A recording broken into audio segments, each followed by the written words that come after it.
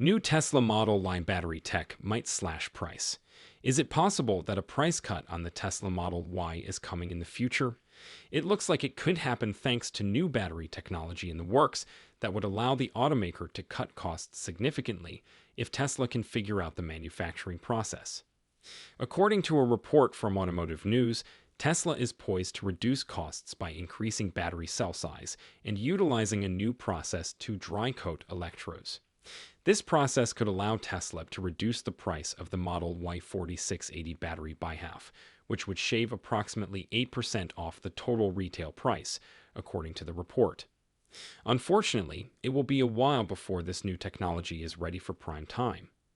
According to 12 experts close to Tesla thatANspoke 2, the dry coat batteries are only about halfway through development.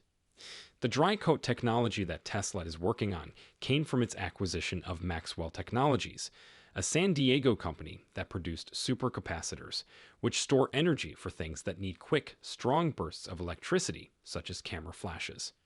The tech Maxwell used to produce its supercapacitors became the basis for what Tesla is doing with its dry cell 4680 batteries, which it began producing this year at its plants in California and Texas. Apparently, because the dry coat technique is so new and unproven, Tesla is having issues scaling up the process, with production estimated at sometime in 2023, according to thatAN. While that is not great news for those looking for lower prices on Teslas right now, it could mean great news in the not-so-distant future.